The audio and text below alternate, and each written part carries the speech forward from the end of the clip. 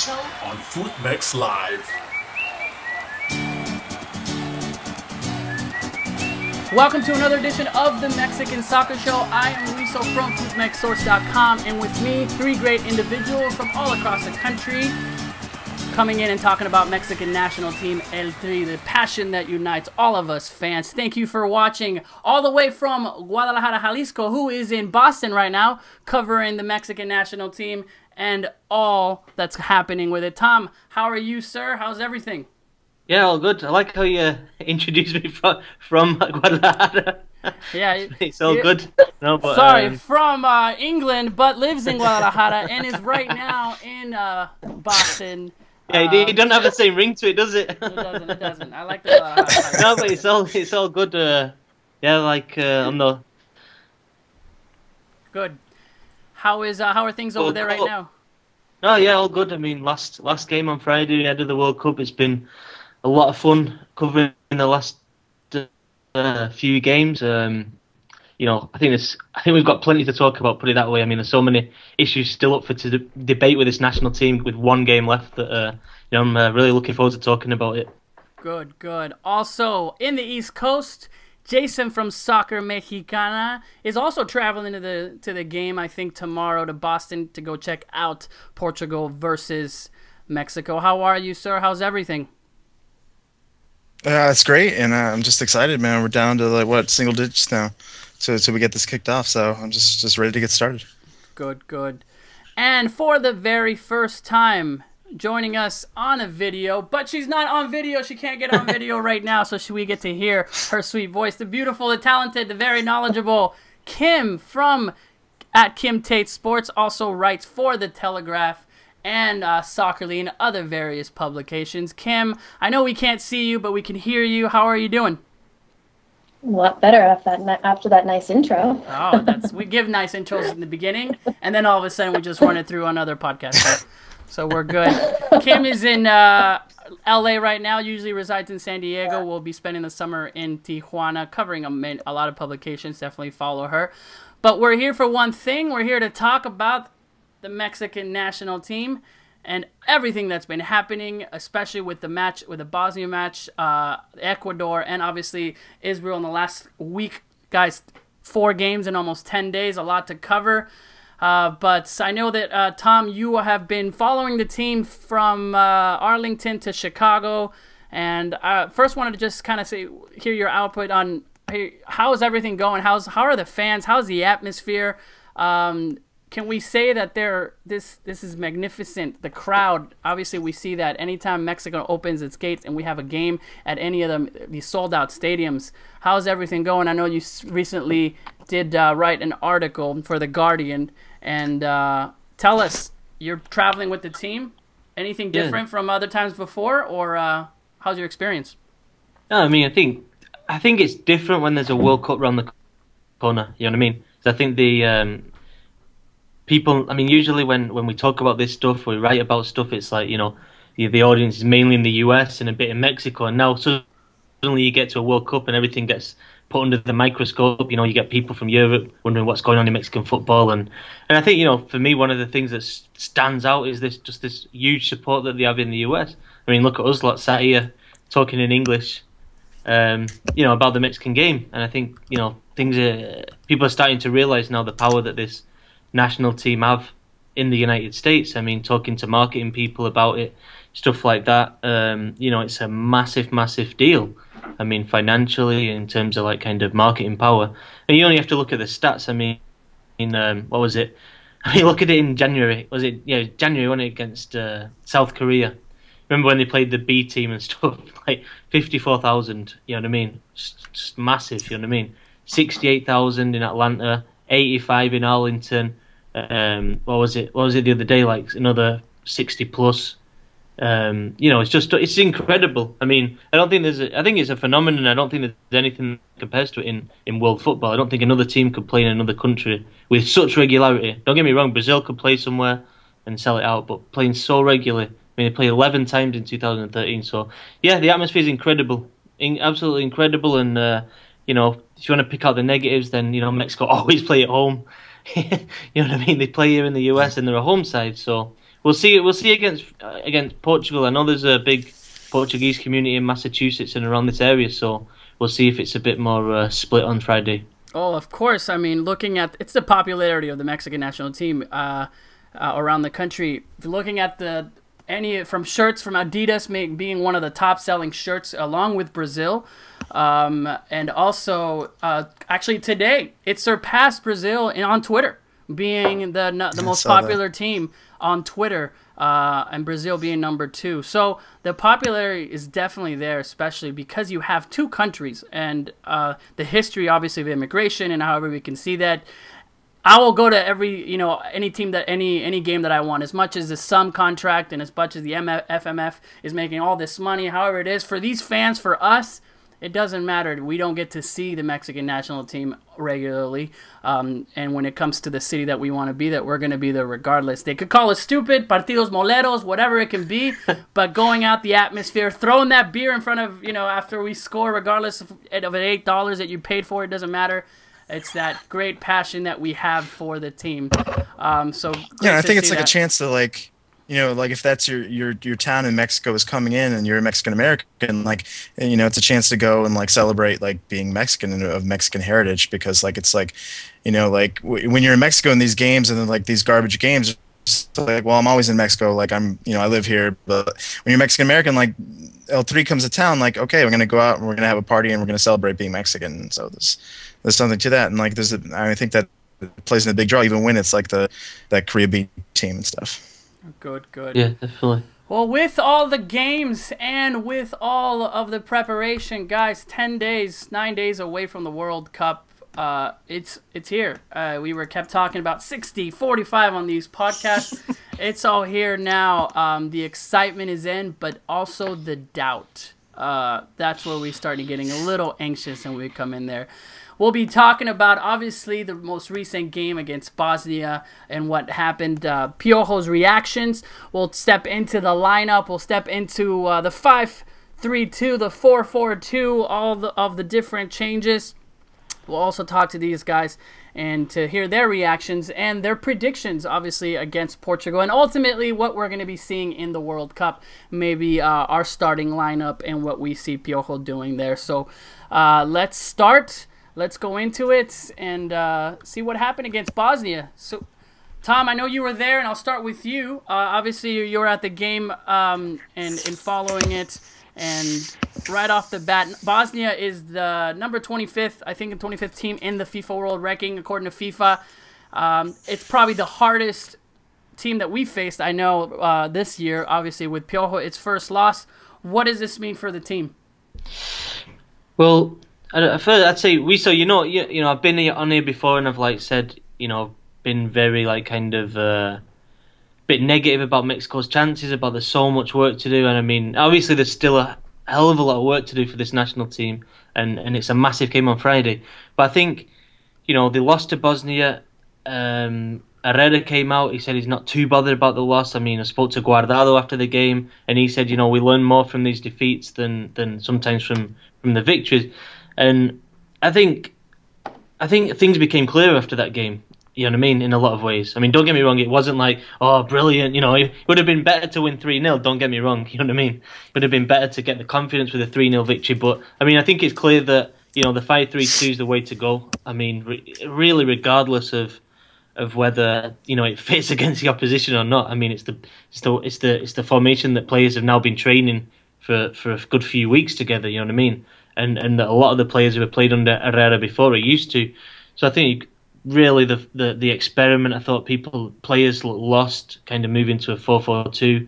I don't think they were quite used to what they were supposed to do in that system. And I think certain players just kind of, that was the chance on Tuesday against Bosnia to really raise the hand and say, I want to be in that starting 11. And I think, I don't know if you all agree, but I mean, I thought Chicharito, he really needed a goal, to have a chance of getting a start in the World Cup. I thought, it's really unlucky for him because he's not had the minutes for United, but I don't think he looked absolutely sharp like he has previously. Raúl Jiménez, I thought, was pretty poor, which was surprising.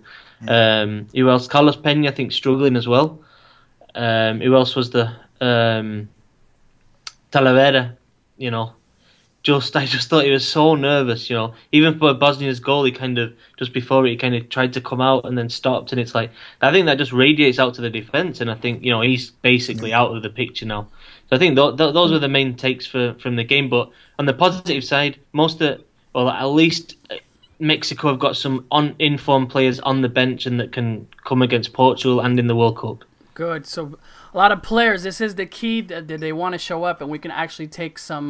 So we have some answers on who will be starting, and we can all see that and almost all agree. Kim, your thoughts on the game? First reactions, the loss. Was it that big of a deal? Is this something that we should be worried about? What are your thoughts? Honestly, I expected Bosnia to score more goals than they actually did. I thought going into the game, I think before we started recording, Wiso, you said that you kind of had a feeling that this was something that Eltree wasn't going to walk away incredibly victorious from. And I have to say that I went into the game with the same sentiments. I think Bosnia, for the most part, has been underrated, at least as far as some of the comments that I've heard.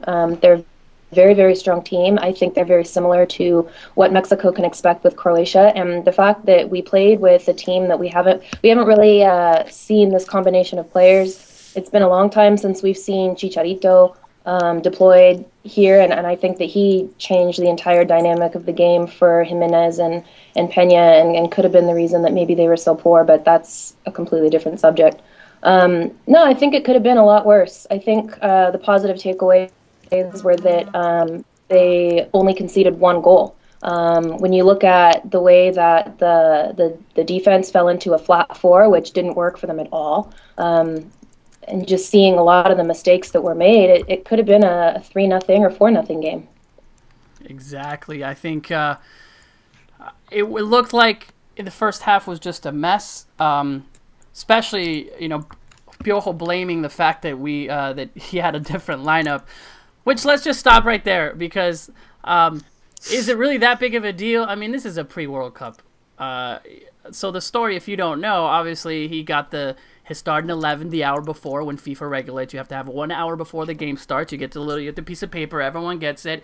And at that point, I'm thinking, you know, if what Piojo's saying, oh, well, he sees what he has, and then he puts, you know, he already has the starting lineup. It's not like it made that big of a difference. And when he came back, and he did tell I mean, you can see in some of the pictures and some of the video that he grabbed the paper and he said he was really mad the fact that, you know, he did not do what he was supposed to do in that starting lineup, changing 3 players. Was that really the reason why he was all confused? Or because maybe his lonely DM at Vasquez wasn't going to be able to take 4 midfield going in? But Jason, your thoughts on the game? You and I talked before the game started a little bit, and we both kind of just felt it, just like Kim said, that this, I don't know what it was. It could have been, even after winning against Ecuador, maybe it was a Luis Montes injury, maybe it was a Rafa injury, but there was something there. I felt like Reyes is still not the player we all wanted him to be and has shown. But what are your thoughts and your takes away from this loss? Well, I feel similar to Tom in that, like, I think, you know, like, it was a loss, but at the same time, I feel pretty good about it, and I'm actually feeling, like, pretty confident with the team right now, because there was, like, some real positive signs. I really like the way that they responded in the second half. They really pushed. Could have gotten a couple goals there, and they didn't. It was just the way it turned out, but they really responded well and pushed well. First 20 minutes, they were out of sorts. They obviously didn't handle switching formations very well. That they kind of got away from them and got pretty ugly. People in different spots. It wasn't pretty for a while there, but I don't know. I look at the team and the way they kind of came back and really put something together in the second half. It looked really good, and you know, I think, and I know Tom mentioned this as well, but there is clarity now. Like we know certain players that are definitely not going to be in that starting lineup now, and we have some real answers, and we saw some real sparks out of some players that we really needed to see it out of, and it was there. So just a lot of positives. I think going forward, we know what the lineup's going to look like. We know what the formation's going to look like.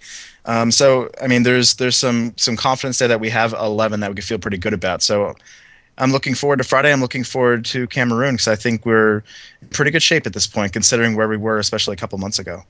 All right. Well, all happy thoughts from everyone, which is definitely good. on my personal takeaway of the game, obviously we can learn. We needed a loss. I'm sorry. I'm glad Chicharito didn't make that. I mean, as much as I want him in there, I really needed this loss to just kind of ground and to have Piojo ground itself, because if Chicharito gets that goal in there or that penalty kick, however, that if it was marked outside or not, it would be a different game. And who knows what we would have seen if we would have gotten that ugly win where you get the sour taste. We're like, we still didn't look good. I'm glad we got that loss and it grounded Piojo, and we're seeing that sometimes maybe that lonely DM there with so many mids is going to get taken care of like that. What I did like is the fact that he did change. Even though the players really didn't know what was happening, he really did change and he saw it. That's something that I have not seen a coach, especially from Mexico, do right away. It was in the first half. It was, I think, 20 minutes in, 25 minutes in, he put Salcido in the middle and went to the 4-4-2. Now, the players were kind of confused on what to do, but at least it stopped it, or is a little farther in the first half. And it was a different story after that came in, after everyone adjusted. Granted, we are playing 4 games in 11 days. Expecting the starters, to come in and play that many games before Cameroon would be ridiculous. Obviously, rotating the players that we need because of the injuries, I think it taught us. But that's why another reason why I wasn't expecting a lot. It's also, players, not going 100% from what happened on Saturday. And with Luis Montes. These aren't excuses, as many people have said that we do, and as Mexican fans, these are excuses. These are factors that definitely having to play with what happened on Saturday. But I think you have to put it in a context. I think, when we're talking like this, it's always in the context that Mexico coming to this World Cup off the back of like 2013 which was a disaster. You know what I mean? And so, Piojo's just scrambling to get together this team, and he obviously tried something out against Bosnia, and it didn't work. You know what I mean? So you can almost just like tick those boxes. Right, we're not going to do that. You know what I mean? That's not going to happen.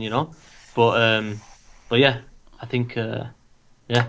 Good. Let's talk about that formation, the change. We've already mentioned it. He did go to a 4-4-2. One of the things that definitely got me, and he did say, is we were trying out formations just in case of different scenarios in the World Cup. I don't know if he was actually saying, oh, well, I messed up and I wanted to see how the 4-4-2, but this is a good thing for experimenting. Can Mexico do that 4-4-2? Obviously, the players didn't do that. Or, Tom, you said in the beginning, stick with the 5-3-2, but against a good midfield, against a Croatia, coming in, is that, will he have to modify that 5-3-2 and maybe a 4-3-3? Yeah, I think it comes down. I think it comes down to the players as well. I mean, I think Mexico are really struggling with a defensive midfielder. If you've got like Pogba in there, you know what I mean. If you've got a player like Pogba, Mexico don't have, they lack quality. Let's not lie about it. Gallito Vasquez is really, really good player. He's done absolutely amazing for Leon. But I thought last night he looked a bit uncomfortable. You know what I mean? I don't think he was awful or anything. But when he comes up against Brazil and stuff like that, I think he might struggle. And then you look at the other options. Herrera playing Herrera there. He doesn't play there on his own. You know what I mean? That's not what he does. I mean, that's a risk as well. I mean, I think that's probably the risk I'd take at this point. I think I would do that now. And then what are the other options? You know what I mean? I think Medina's injury was a bigger blow than people think. And yeah, I mean, the other option is Salcido. And I think there's an outside chance that he sticks Salcido in there. I mean, a player who would play that defensive midfield role and be pretty static. He wouldn't be like kind of moving too much. Torado-esque. Oh, I wish we had Torado. What a verb. I wish we had Torado 2007 Torado, 2008 Torado. Anyway, Kim, any thoughts on the formation? I know you mentioned it before. The back line of 4 was working kind of when you moved in, but what are your thoughts?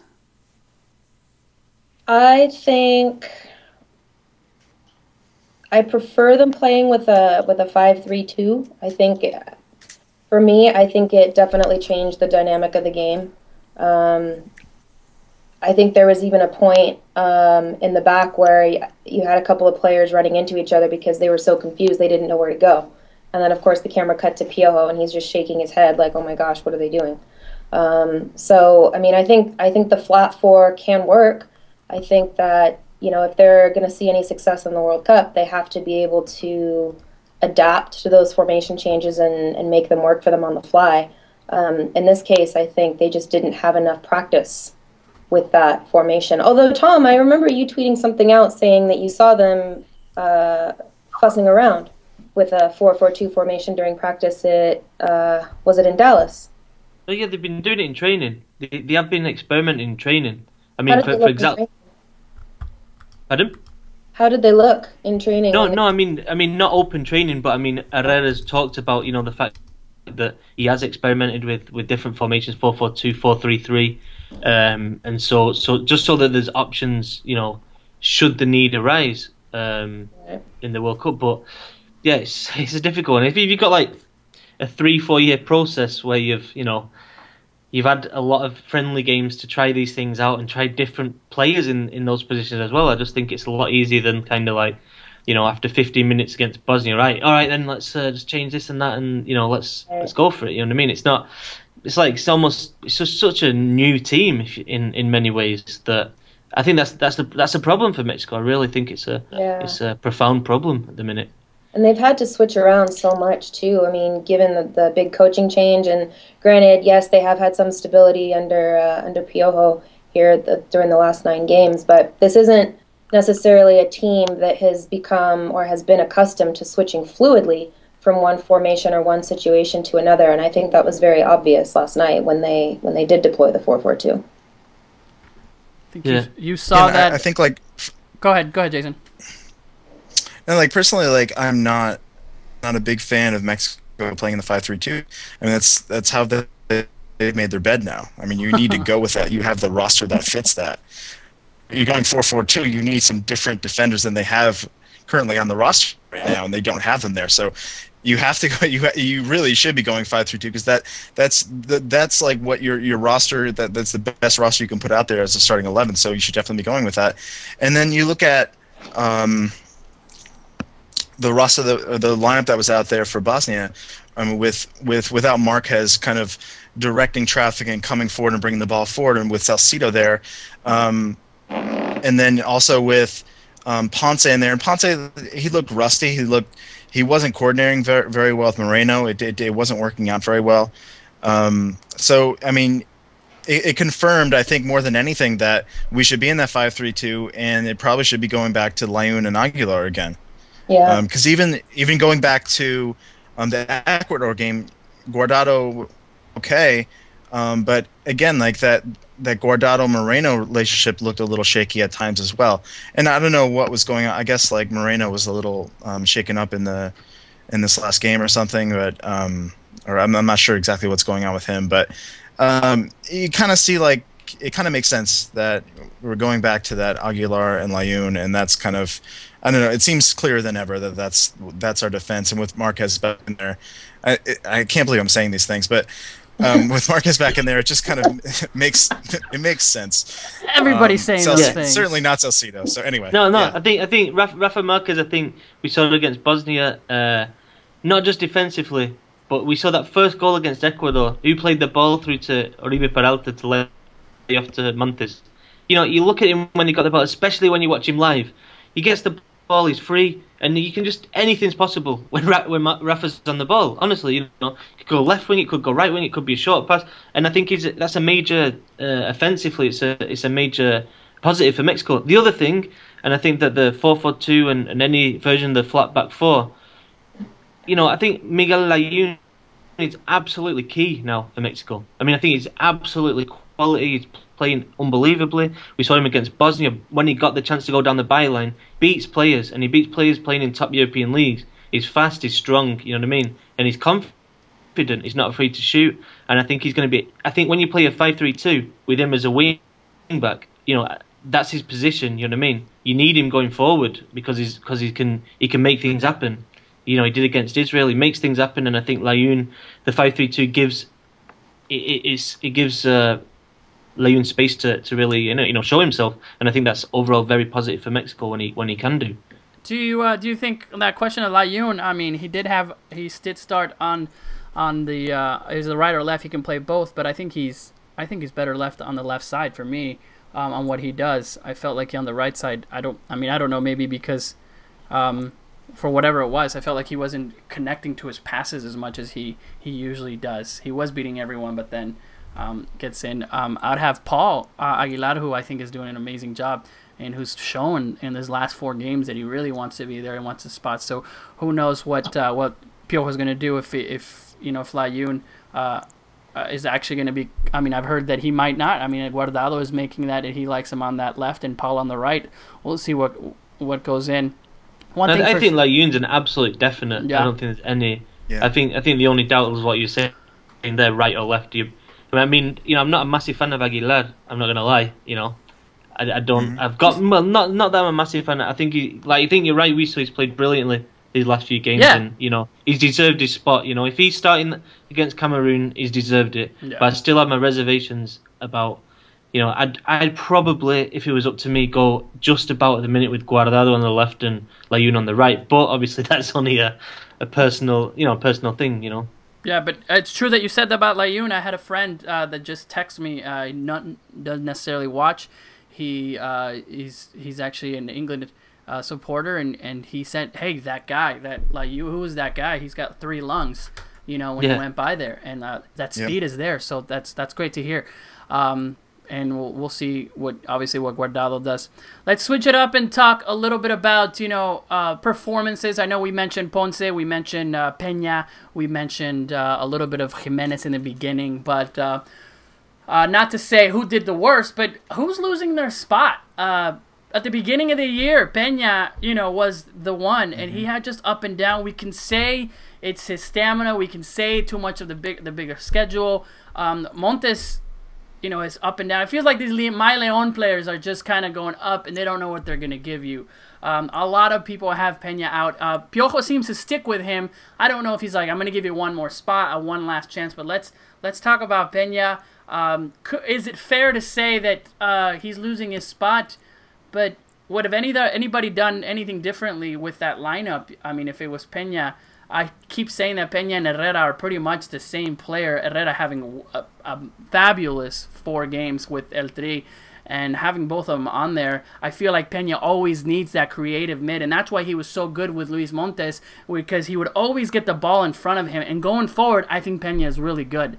Coming back and helping the defensive mid, or helping out in the mid on that defensive role, Peña definitely suffers because he doesn't have the same, sense of Salcido or a Torrado, that type of player, a Gallito Vázquez Medina, obviously. So can we say, is he finally, getting away from Piojo's marvelous 11 and maybe a Fabian in there with Herrera and a Gallito Vázquez in that 3 and the mid?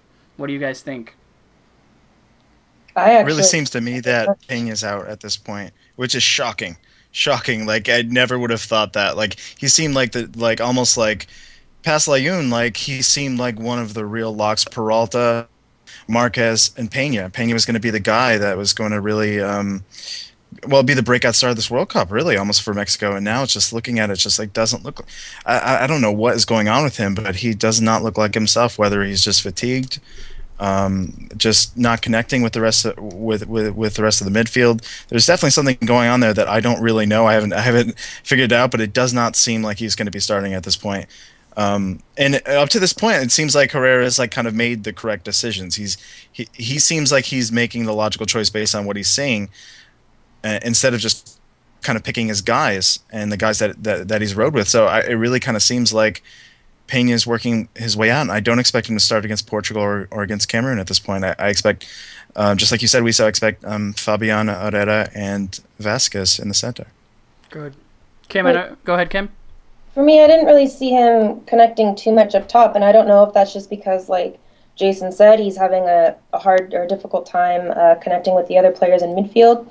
For me, I mean, I know we're not talking about Chicharito, but I almost kind of feel like I said, having him in the game last night sort of changed the dynamic of things, and I don't think he pairs well with Raul Jimenez. And I think maybe that left somebody like Carlos Peña a little bit, not necessarily confused, but there was just no cohesion there. And that was just one of a fraction of the things that sort of contributed to the problem that we saw with him. I think that his performance last night was probably the worst I've seen so far in this warm-up series. So I don't know if maybe having a different lineup in there will change that at all. But I definitely agree that he seemed out of place. Good. There's probably also something to be said for the fact that Ponce was over on that side. Yeah. And the ball was not coming to Ponce whatsoever going down that wing. The entire left wing was ignored the entire first half. And I'm not sure if just the lack of interaction with the left wing back could be playing into it somehow as well. Yeah, because Ponce's usually great down the wing, isn't he?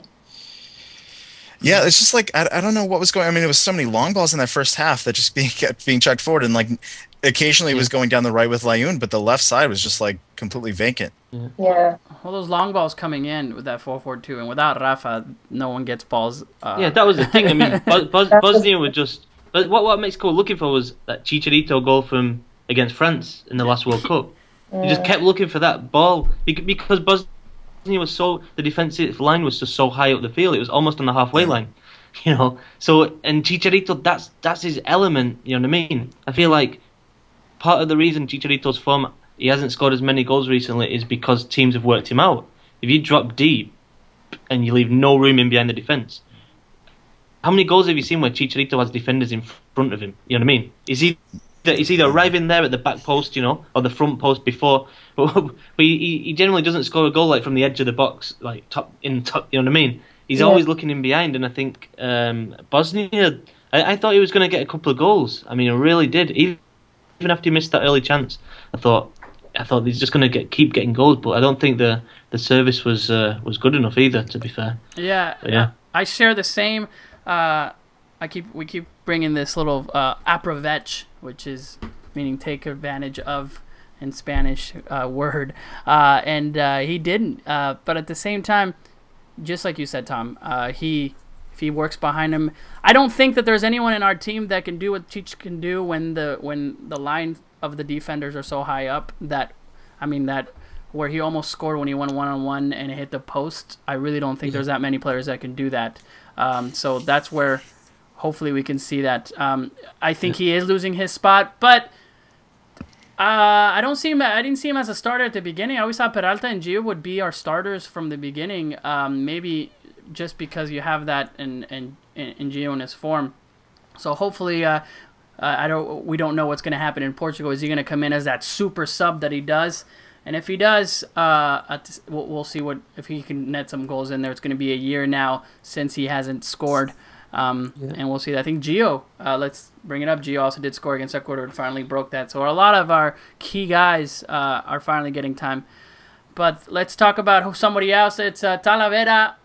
That's probably my only other option. We mentioned it before. Didn't have a bad game, but I saw him nervous, and I know a lot of people did. There's something there. I think the very first time I said, "Wow, what's up with him?" was when he just grabbed the ball and he threw it out practically to a defender. Just little things that I'm like, you seem a little nervous for a pre-World Cup game in Chicago to see that. He didn't do bad. But we know it's probably a Corona and Ochoa. I mean, let's keep it in there. If Talavera comes in on Portugal, I'll be really, really shocked. But coaches have definitely shocked us with keepers. Anybody else feel the same way about Talavera? The nervousness. I mean, being nervous, being not sure what to do, doing things well. But Talavera's, it's not like he's a rookie goalkeeper. No, yeah, I think first thing with Talavera is you got to point out that he was absolutely brilliant for Toluca. He deserved his chance. He was absolutely brilliant last season. Some of the saves were unbelievable that he pulled off, and he's a big part of Toluca doing well in both the tournaments. But yeah, I mean, I think it comes down to experience. I mean, I think that I always had kind of Ochoa and Corona just a bit ahead, just for the reason that they played bigger games. You know what I mean? Than Talavera ever has, and I think that showed last night, didn't it? I mean, just like little things like just not sure whether he was going to come to the ball or not. And I mean, especially when you got a defence that is playing a different formation You know, like it's not play, they've not played together very much before, and that's, I think we saw in the goal partly that transmitted from Talavera, that just nervous and nobody knew he was picking who up. You know what I mean? But actually, in the play just before that, Talavera kind of fainted to come out and then come back. You know, and I just think it just sowed seeds of, you know, the defenders weren't sure of the goalkeeper, and I think, yeah, I don't know. I honestly don't know. I mean, it'd be interesting to see what you three think, but I honestly can't decide who I think he's going to go with. I mean, I don't know. Sometimes, you know, I think I'd personally just about go with Ochoa. Just about, but honestly, nothing in it. And I only say that because... You feel bad for him. He's just had these massive... You remember them games in France where he's just been, like, unbelievable and, like, almost, like, pulled off, you know, results against, like, Paris Saint-Germain. Like, I think he's got that ability to do unbelievable stuff for a team. And I think there's going to come a point in the World Cup for Mexico where they're going to need a keeper who's just ridiculously good. You know what I mean? Like, in terms of, like, 4 or 5 world-class saves in a game. You know, Right. If they're going to do something good in the World Cup, I think that's what's going to create. And I think that Ochoa's probably slightly more likely to do that than Corona, although Corona's more solid. So I don't know. Yes, Jason. Let's stick with the keeper talk. Obviously Talavera, but you know, who would you have for the Portugal and going forward with on your personal choice and on Piojo? Who's he going to pick? My personal choice is always going to be Corona, because he's my boy. But I don't know. Like, as far as like, I don't know how. If I was Herrera, like, I would be really sweating this. I don't know how you pick. Honestly, like for the team, it doesn't really matter. I feel pretty comfortable with either one. I'm starting to get the sense, and this is like the first time, and I'm not sure, I can't really articulate exactly why, but I'm starting to get the sense now that Ochoa is going to be the guy. I'm kind of like 60-40. I'm thinking Ochoa is going to be the guy at this point, and I kind of expect him to come out for Portugal at this point.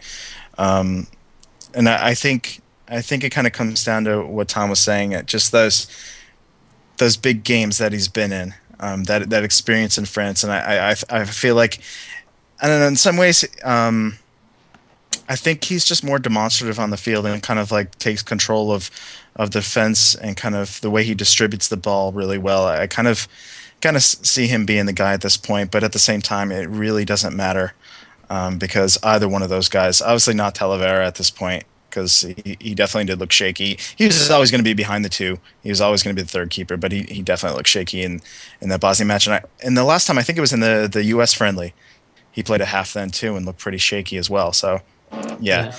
But Corona, Ochoa, I don't know. Probably Ochoa, but who knows? All right, and then Kim, who's your keeper for Portugal and going forward? I think I have to agree with Jason.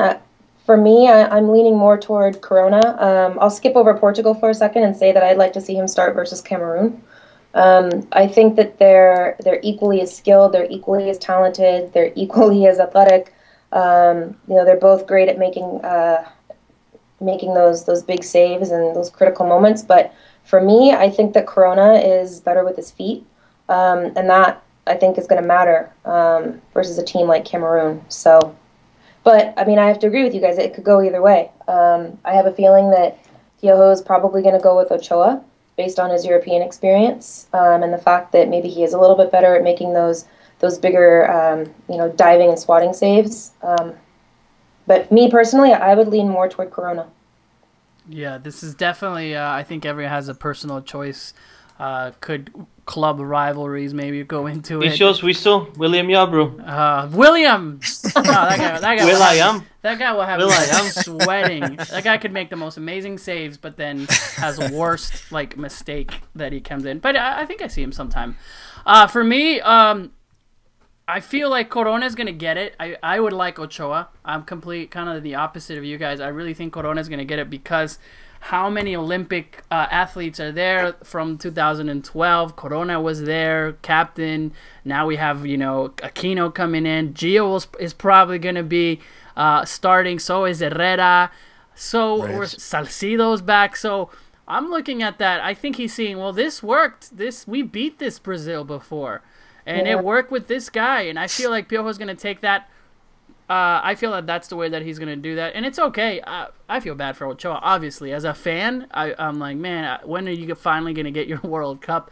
But it's not about that. It's about who's going to perform better. The good thing is that they're both great, and I'm glad we have two keepers that we can go, we're not, another a country where this guy has to do, if it's Colombia having a keeper that's been there for a long time and making Mondragon making some problems in there, or Costa Rica having one keeper that's amazing and the backup keeper's not so much. So this is good. This is good for us that we have that. So we'll do that. It's a good point, Wiso. It's a good point with the Olympic thing. With the relationship he's got with the players and yeah, it wouldn't surprise me that either. Plus they've been together at Tacos. Yeah. That's right. You said that he's been working with him. Go ahead. Jason's last thoughts on the keeper, or? You mentioned the being stuck with this is the guy we have to go to, and I think we don't have that goalkeeper. We definitely have that at defensive midfield at this point. I mean, it's Gaito Vasquez. It has to be at this point, right? Herrera, he did not look good in that position.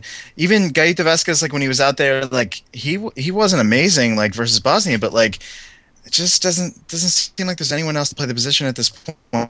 Yeah. I wouldn't feel good about Guardado being there, obviously. Herrera was great. Salcido, please no. It has to be him. We need him to play well. He's our guy at this point, I think. Yeah, definitely. And he can do the job. I've seen it. I mean, against big teams in Maracanã, when he was playing, in the Libertadores, he did have a great tournament. He can do it. We just have to see that. Can he grow into the jersey, and is it too big for him? But let's talk about the good. A couple of players that stood out. Obviously, Herrera, Nair Moran keep tweeting.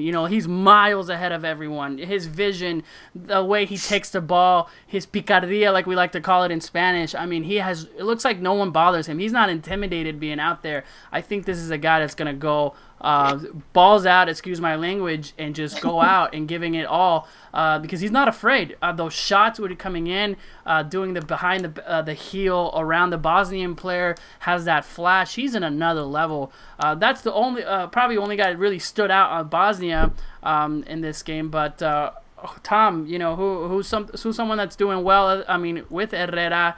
That's doing things right. It's for sure starter, obviously. Moreno, and you have that, but someone that came in. Yeah, I mean, Herrera, I think he's going to be one of the, just absolutely vital player, and it's great to see him on form. You know what I mean? I think he's big plays, and it's great to see him with so much confidence. I mean, I think it's a confidence thing with these players. You know what I mean? I mean, we were talking about Peña and Marco Fabian. I think, it comes down to confidence. I think Peña's just not quite as confident as he was a while ago. And Fabian, just ridiculous, He's scored two good goals in the last two games. He's confident. He's confident. And I tell you what, when Marco Fabian's he's confident, not drinking. He's not boozing. They won't let him out. They won't let him out. Go ahead, sorry, Tom. They won't let him out. Fabian, I mean, what can you say? I mean, if you want a player who's going to make a difference, who can potentially do something, like when I was saying about Ochoa then, who potentially can win you a game with brilliance, then who else, Fabian's the player that can do it, isn't it?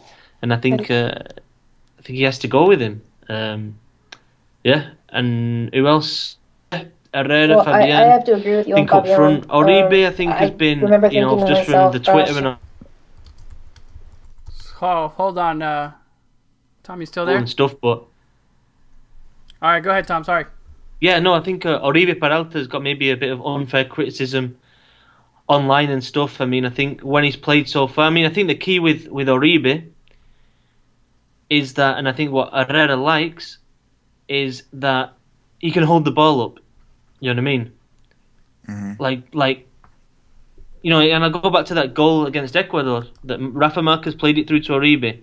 Oribe does a bit of magic, gives it to Luis Montes, and Montes scores. Oribe can play with his back to goal. Chicharito can. Yep. Jimenez can to a degree, but Oribe is by far the best player Mexico have doing that. And I think that's absolutely key in this 5-3-2 system, because you play the ball up from Marquez to Oribe Peralta. He controls it. You should have two attacking midfielders running off him, you know what I mean, breaking through. And then you should have the wing backs. So, I mean, the whole idea of the system is to kind of overpower numerically as well the opposition in the final third. And I think that the key to that is having someone up front who can hold the ball. And I think that's why all through this, as soon as Herrera's taken over, there's always been that massive doubt about Chicharito. And I think that's been it. I think that's the key. I don't think it's like he hates him or he don't think he's a good player. I think he wants someone who can play with his back to goal. Exactly. Kim, I know you're jumping in regarding who's doing something right with Herrera. Go ahead. No, I was saying I agree with Tom and Fabian. Okay. When he came in, I just remember thinking I would have liked to see him the whole game. I wonder what kind of difference he might have made had he played a little bit longer. And I think that the confidence factor does have a lot to do with it. So I was very happy. I was very happy with Fabian's performance, even though it wasn't as much as or not as long as I would have liked. Gotta say Herrera as well. I know that maybe you guys might disagree with me, but I think that there's potential there for Ponce. I didn't think that he was all that bad. He did show some positive signs, although he was caught ball watching for that Bosnia goal, which was a pretty big deal, wasn't it? But no, I mean, he was one that I was watching just because I was trying to keep an eye on the back four when they switched formation, and I didn't think he was terrible. I think that if Herrera were to deploy him off the bench at any point, maybe late into the second half, if he needed a little bit of attacking punch from the back, that he would be a good option. Yes, we have a very, very talented team. We really do. And it shows they're all winners. They've all, just like Piojo said that, I think it's just how these guys are going to play. And hopefully we can get something going. Tom? Yeah, Fabian, I just think it's worth pointing out, like, he's a bit annoying. Like in certain ways, it's just so frustrating to watch and like to follow his career. Like I followed his career in Guadalajara, and he's like been this player that, and then you look at him and he's like, in the Dallas Cowboys stadium, he's like after training, and he's the one that has to be, getting the footballs and like trying to hit the massive big screen, just booting the balls high. What are you doing, man? Did he hit it? No, Layun hit it first time. Fabian was trying, and then Layun just booted one straight up there. But it's like, man, what are you doing? And then like you can imagine like someone like Chicharito in camp, and like, who is this guy? You know what I mean? Who is this Fabian? And then he's like, then he announces that he's got this big announcement on Twitter. Oh yeah. And it's like some stupid like Pepsi thing. It's like, I mean, it's typical. You can tell he's from Chivas. Hey! He has his own website now. Not everyone has his own website. Beautiful. That's a big deal. He's got his own website.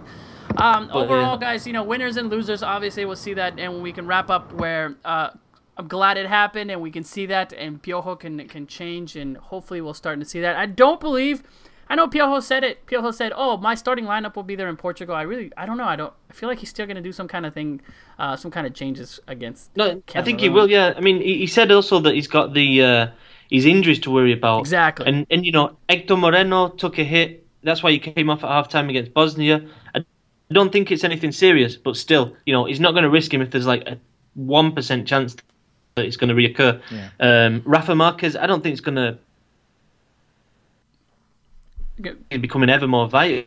I think after that game against Bosnia, he becomes absolutely critical, and I think that I don't think he's going to risk him. I mean, I don't see the point in risking him at this point, So I think there's going to be a couple of changes. But I tell you, let me just add one quick thing, and just for see what you lot think of it as well, is that Herrera last night, I thought with his post-game press conference was worrying. With his. He was mad. With his comments, he was absolutely mad, and he's like, he was there in the press conference shaking. He was obviously very angry that, Bosnia had given a team sheet, and then the players that actually appeared on the field were different. But I thought, like, I don't think it's great. I honestly don't think I think you have to take those kind of things with calm. I think he's a bad loser, to be honest, because he did the same against Leon, remember, in the Liga MX final, where he just went crazy against the ref. And he's like, he didn't deserve to win that final. You know what I mean? And I think yesterday they didn't really deserve to win the game anyway. So it's like you're blaming it on something that I don't think that affected necessarily the outcome. His team didn't play very well. You know what I mean?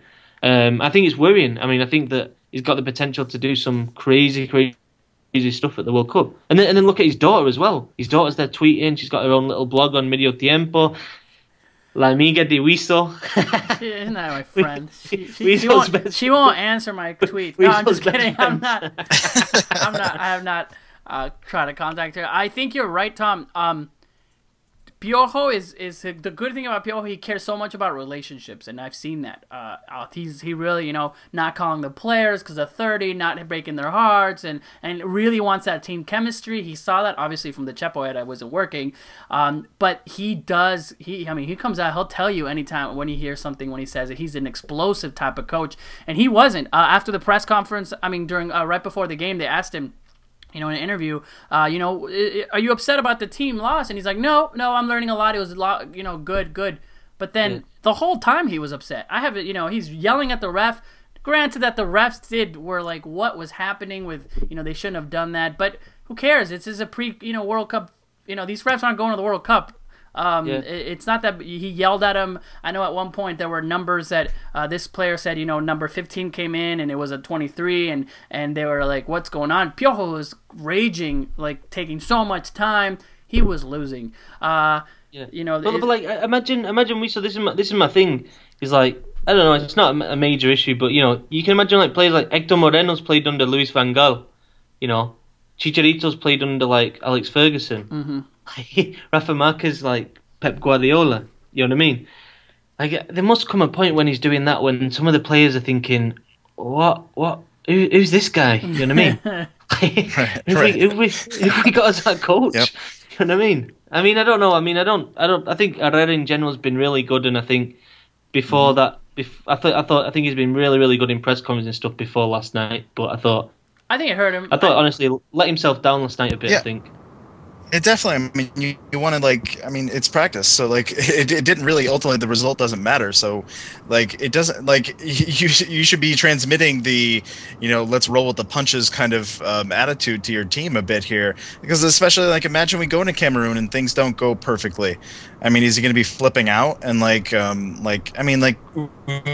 we have a game in a couple of days after that. You want to be a little calm and moving to the next game. So it's concerning in that way. I'd say for sure. Yeah.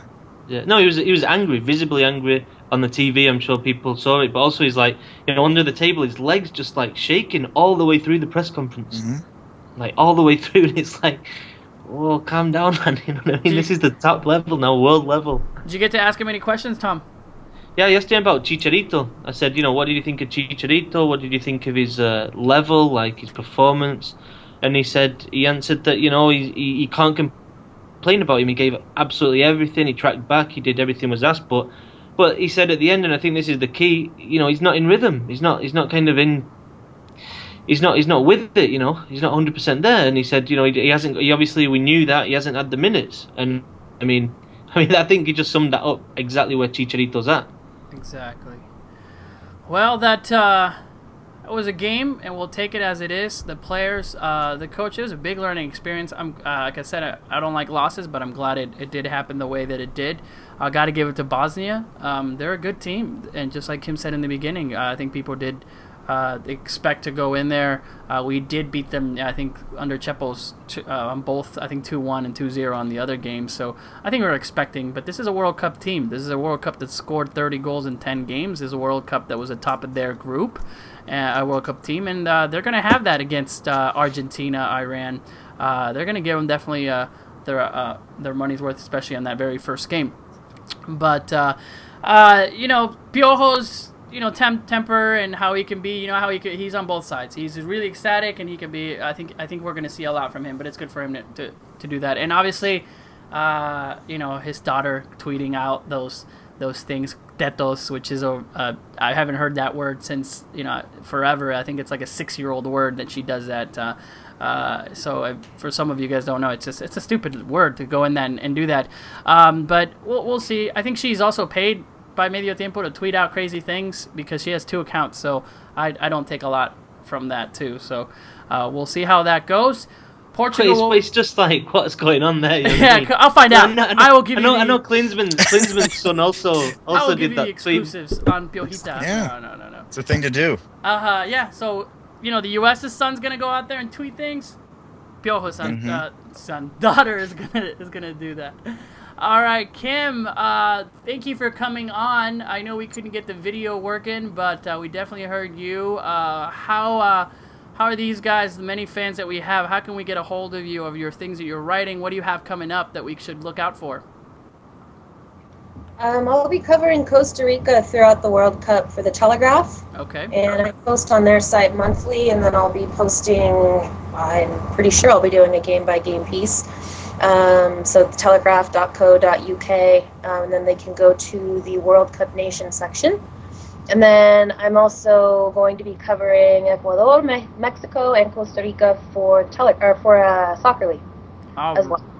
So a lot. You have a lot to do. That definitely. A lot of followers that we know, and you're always there, especially with the club. I know you tweeted out.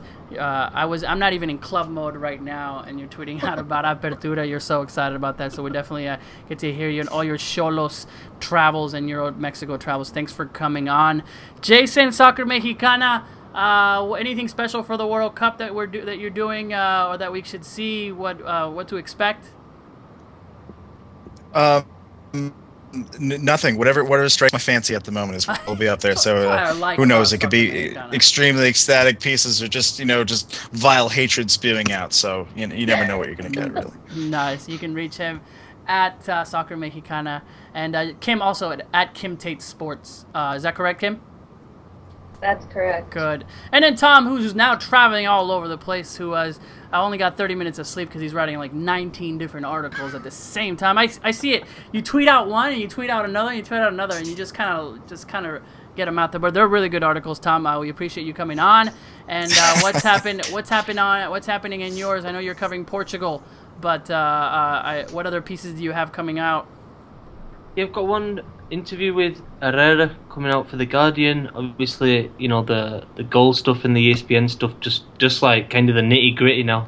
Do you understand that word, nitty gritty? Yeah, we got that. Sounds like a British word. It sounds like a British word, but yeah, like get the national team is coming up now. Maybe a piece looking at it from a wider angle. Obviously, like I've mentioned before, this is now Mexico's chance to shine. Forget 2013. Let's be honest. On a global stance, not many people are watching CONCACAF. This is, Mexico do something in the World Cup. All of a sudden, all positive again. You know what I mean? So, big opportunity for Mexican football, and I'm hoping that obviously Mexico has a decent World Cup.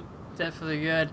And I will. You always see stuff from footmexsource.com. Obviously, all the articles that are coming out. Joel doing an amazing job writing. I usually do some kind of personal pieces on what I think it's going for.